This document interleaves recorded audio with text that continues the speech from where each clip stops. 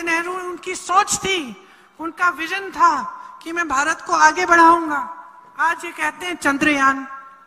भाई ये चंद्रयान हो ही नहीं पाता अगर नेहरू जी ने इसकी नींव नहीं डलवाई होती।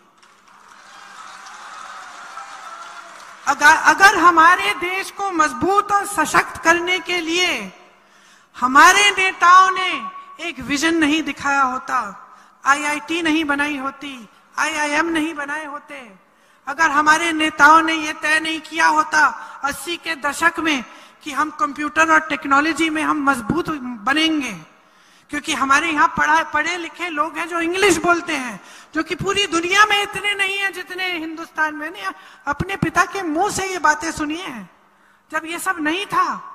मुझे याद है हम लोग खाना खा रहे थे, वो कह रहे थे कि पता है तुम्हें कि हमारे देश में जितनी शिक्षित इंग्लिश भाषी, अंग्रेजी की भाषा जानने वाले नौजवान हैं दुनिया में कहीं नहीं है।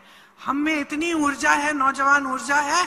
अगर हम यहाँ पे तकनीक को मजबूत बनाएंगे, अगर हम कंप्यूटर को आज के दिन लाएंगे तो देखना 20 साल बाद, 30 साल बाद कितनी तरक्की होगी। 30 साल बाद मेरे पिता नहीं रहे, लेकिन मैं उनकी बातों को याद रखती हूँ। जब भी मैं देखती हूँ, कुछ समय पहले मैं विदेश में थी, ट्रेन के लिए मैं स्टेशन में खड़ी थी, मेरे साथ एक लड़का खड़ा था, मुझे देखा, उसने पहचान लिया, तो मैंने भी कहा कि तुम भारतीय हो। तो बड़ी खुशी से हम दोनों से एक दूसरे से मिले। हम दोनों दो ही भारतीय थे, उस पूरे स्टेशन में खड़े थे ट्रेन के इंतजार में। मैंने कहा भाई क्या करते हो? मुझे बताया मैं इस बड़ी कंपनी में काम करता हूँ, कंप्यूटर की कंपनी में। मुझे इतना गर्व हुआ। ट्रेन में बैठते ही मेरे दिमाग में मेरे पिता की बातें आई कि अगर उस समय सबसे लड़के, इन्हीं भाजपा के नेताओं से लड़के जो धरना प्रदर्शन कर रहे थे कि कंप्यूटर इस देश में नहीं चलेगा, कंप्यूटर नहीं चाहिए इस देश में, सब बर्बाद कर देगा, उनसे लड़के ये नीतियां बनाई। और उस वजह से कि उस समय 30 साल पहले किसी ने सोचा कि आगे हमारे देश के भविष्य के लिए क्या अच्छा है, उन नीतियों का आज की सफलता हम आज देखते हैं। जो कहते हैं कि कांग्रेस के लोग भ्रष्ट हैं, वो क्या है? जिन्होंने इस देश की संपत्ति उठाकर अपने बड़े बड़े उद्योगपति मित्रों के हाथों में सौंप दी, वो क्या है? क्या इससे बड़ा भ्रष्टाचार हो सकता है कि आपने देश के बंदरगाह, देश के हवाई अड्डे, देश की बड़ी बड़ी कंपनियां, सरकारी कंपनियां, जिससे हर बच्चे को रोजगार मिल जाता था, सुरक्षित नौकरी मिल जाती थी, अच्छा पेंशन मिल जाता था, आपने कौड़ियों के दाम पे अडानी को बेच दी। ये कौन है ये अडानी? ये कौन है ये एक शख्स जिसके हाथों में आप सब कुछ डाल रहे हैं, जिसके बारे में विपक्ष के नेता एक लफ्ज बोलते हैं चाहे आप संसद से निकाल देते हैं, घर से निकाल देते हैं, क्योंकि आपसे सवाल उठाया। क्यों दौड़ते हैं इस आदमी को बचाने के लिए?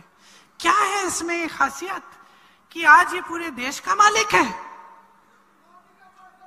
ये जो सरकारी कंपनियां, ये आप बोल रहे हैं, मैं नहीं बोल रही हूं, ये सारा पैसा, ये सारी संपत्ति किसकी है जो दी जा रही है? ये जो कहते हैं ना 70 सालों में कुछ नहीं किया, कुछ नहीं बनाया। अगर कुछ नहीं बनाया होता तो ये देते क्या अपने दोस्तों को? देते क्या? BHEL दे दिया, HAL दे दिया, रेलवेज दे दिया, बंदरगाह दे दिए, हवाई अड्डे दे दिए। छोड़ा क्या है इस देश के लिए? छोड़ा क्या है? और कोई मुझे बता सकता है कि अडानी जी बनाते क्या है? आपको याद है टाटा, बिरला, ये नहीं है कि इस देश ने कभी बड़े बड़े उद्योगपति देखे नहीं। जो बुजुर्ग बैठे हैं जानते हैं, बिरला, टाटा जैसे बड़े बड़े उद्योगपतियों ने आजादी के आंदोलन में भी मदद की। सब जानते थे कि बनाते क्या है।